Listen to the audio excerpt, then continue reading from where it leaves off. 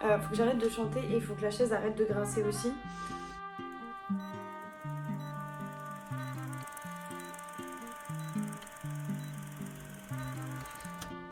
J'ai des mains faites pour l'or, elles sont dans la merde. On se retrouve pour l'épisode 3 du calendrier de l'Avent et on va parler de À la recherche du bonheur. Le concept, c'est calendrier de l'Avent. Je vous sors une vidéo par jour sur un film que j'ai vu la veille. Je filme et je vous poste ça le lendemain. Je sais pas si c'est très clair, mais vous avez capté la vibe. Hier, j'ai regardé À la recherche du bonheur. C'est un film de 2 heures qui est sorti en 2006 et qui a été réalisé par Gabriel Muccino. Ce mec-là, il a aussi fait 7 vies, donc aussi avec Will Smith, et Nos plus belles années. C'est les films, quand j'ai regardé, quand je fais mes 2-3 petites recherches là, que je connaissais en fait. C'est les seuls films qui me disaient quelque chose qui me parlait. On a 2 acteurs phares du coup pour ce film, qui est Will Smith et Jaden Smith. Donc j'ai découvert ça en faisant mes recherches qu'en fait, leur complicité c'était pas grâce au film. Leur complicité elle était là parce que le pélo il a 5 ans et que forcément ça fait 5 ans qu'il vit avec le même mec. Donc oui, c'est son vrai père. J'ai découvert ça pendant que après le film. Donc c'est à dire que j'ai tapé 2 heures de film en mode putain, ils ont une bonne complicité les deux. Alors qu'en fait, ils sont juste de la même famille. Genre Will Smith, c'est le vrai père du gosse. L'anecdote, je la trouve quand même assez drôle en mode les gars, genre, franchement, ils sont grave pas allés loin. Ils se sont dit, on veut Will Smith, le gosse il est petit, il est mignon, vas-y, on est chaud, on le prend. Genre, je suis sûre que ça s'est passé comme ça dans leur tête, genre, trop drôle. Du coup, il a été réalisé à partir d'une histoire vraie, donc d'un livre autobiographique de Chris Gardner. Je sais pas si c'est comme ça déjà qu'on prononce. Mais en gros, c'est le personnage principal du film. Mais en fait, c'est un mec qui existe vraiment et on a utilisé son vrai nom. Et je trouve que c'est assez incroyable, genre les films comme ça. Enfin, je sais que je suis très partisane des films tirés d'une histoire vraie, surtout sur tout ce qui touche à la réussite, au travail. Continuez de faire des films comme ça, s'il vous plaît. Je serai la première à aller au cinéma. Il n'y a pas de galère, les gars. Si tu as un rêve, tu dois le protéger. Tu verras que les gens incapables d'y arriver feront tout pour te décourager. Le synopsis global de ce film-là, je vais essayer de le condenser un petit peu. C'est... Bon, ça commence bien, hein. En gros, c'est une famille qui est assez pauvre. La mère travaille 16 heures par jour dans plusieurs tafs différents. Le père, il vend un truc dit révolutionnaire pour la médecine, mais qu'il n'arrive pas à vendre. Donc c'est un produit en fait qui sert à rien presque, donc il ramène pas d'oseille. Le gosse, il a environ 5 ans. Mon tatouage, il me gratte. Le gosse, il a 5 ans. Ouais, c'est ça. Et en gros, le père, suite à plusieurs embrouilles avec sa femme, il finit par décrocher un stage en tant que courtier dans une grosse boîte. Sauf qu'un stage, c'est pas rémunéré. C'est un stage qui dure 6 mois. Et sa femme décide de se barrer entre-temps. C'est génial. 10 sur 10, franchement. Elle abandonne le gosse. Elle se taille à l'autre bout des États-Unis, là. Et elle laisse le père en galère, sans blé, avec le gosse. Tout va bien, tout se passe bien. Tout va bien dans le meilleur des mondes. C'est génial. On adore. Et je pense qu'aujourd'hui, je vais pas vous faire de partie en mode ce que j'ai aimé, ce que j'ai pas aimé, parce qu'en fait, j'arrive pas à nuancer mes propos et à donner une idée claire de ce que j'aime et ce que j'aime pas.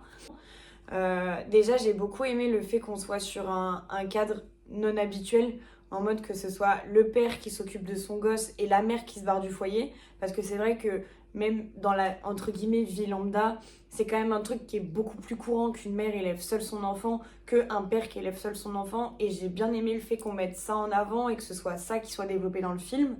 Le truc, c'est que je pense que je suis pas extrêmement objective, parce que c'est vrai que les films que je préfère, c'est vraiment ces films-là, genre inspirés de faits réels. Comme ce que je disais tout à l'heure, c'est vraiment les films dont je suis partisane. Quelqu'un qui part de rien et qui veut tout et qui se donne tous les moyens possibles pour avoir ça, c'est vraiment quelque chose duquel je suis adepte en fait. Ou un truc où si le mec, il arrive à se débrouiller tout seul, à se démerder tout seul, qu'il y croit et qu'il y va, ça marche. En fait, c'est ça le truc, et c'est vrai que j'ai un gros manque d'objectivité là-dessus. Et du coup, Will Smith dans le film... tu le vois en galère financièrement, et ça n'a pas le même effet que un mec qui perd tout, qui a sa femme qui se barre et qui perd sa maison et qui est obligé de vivre à droite à gauche dans des trucs. C'est que là, il perd tout, mais il est pas tout seul. C'est pas en mode il a de la famille, machin. Là, c'est un bail de il perd tout, il a plus d'oseille, mais il est pas tout seul. c'est qu'il il doit pas se démerder avec lui-même, il doit se démerder avec son fils qui est un bébé. Et en fait, genre, je sais que moi, c'est ça qui m'a vraiment énormément touchée. Et genre, vraiment, t'as des trucs où, oui, j'ai versé ma larme, que je le dise, je l'ai versé 2-3 fois même.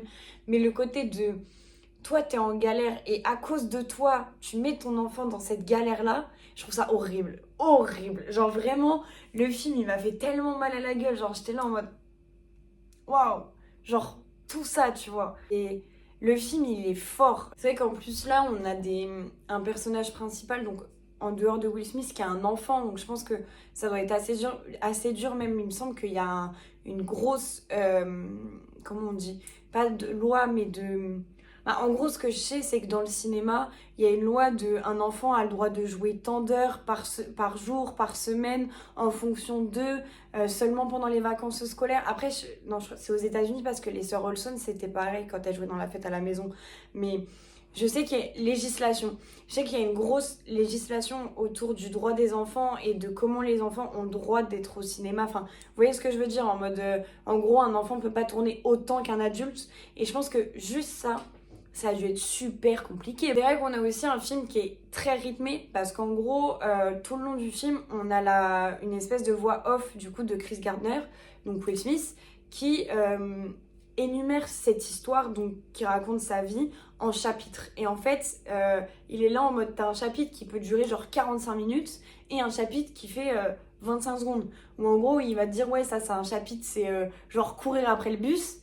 Et genre, il finit son dernier chapitre, c'est le bonheur. Et en fait, cette scène, elle est tellement puissante alors que la scène est lambda. On a une scène de fin où genre, il sort, il y a plein de pélos dans la rue. Et genre, il est tout seul et il est heureux. Et en fait, genre, je sais pas, la scène, elle m'a fait tellement un truc de ouf. Et en fait, je trouve que on a encore un film qui est assez engagé, genre d'une certaine façon, parce que, enfin, je sais pas si c'était un choix qui a été fait exprès, mais en gros, la scène de fin, quand Will Smith il sort et qu'il se retrouve dans la rue à être en mode ouais, je dinguerie, genre ça y est, j'ai réussi, j'ai enfin fait le bail. Tous les gens qui sont autour de lui, c'est des hommes et des femmes blancs. Et je sais pas, mais ça m'a fait trop un truc de. On veut te faire passer un message derrière ça. Et en fait, ce film-là, c'est que des trucs comme ça. Le film, il est incroyable. Genre, vraiment, je pense que je suis incapable de réellement bien décrire le pourquoi du comment je l'ai tant aimé. Et en fait, il a un côté très moralisateur sans l'être, en fait. C'est pas je dénonce, j'incrimine. C'est je te montre et tu te fais ton avis et c'est à toi de comprendre. Je trouve que c'est un film qui est vraiment très beau, en fait. C'est, sans parler d'esthétisme ou de visuel, c'est un film qui est beau par l'histoire, par la morale qu'on te donne derrière et par les valeurs qu'on veut t'inculquer. On veut marquer le coup aussi de tu peux y arriver, qu'importe d'où tu viens, qu'importe qui t'es. Et en fait, c'est ça que j'ai bien aimé. Je sais pas comment l'expliquer et je sens que c'est giga maladroit ce que je dis. Mais je pense que vous captez la vibe que je veux dire. Je trouve que c'est un film très important et qui est très éducatif. Je sais pas comment dire, mais en fait, qui te crée une conscience et qui te met face à des situations que tu peux ne pas vivre ou ne pas connaître. Et ça, je trouve ça super important, genre dans le cinéma. Et pour moi, c'est ça que le cinéma, c'est pour ça que le cinéma existe en fait pour moi à la base. C'est que c'est montrer ce que toi tu vois pas dans ta petite vie, dans ta petite maison, tu vois. On se retrouve demain à 18h. Bref, bisous YouTube!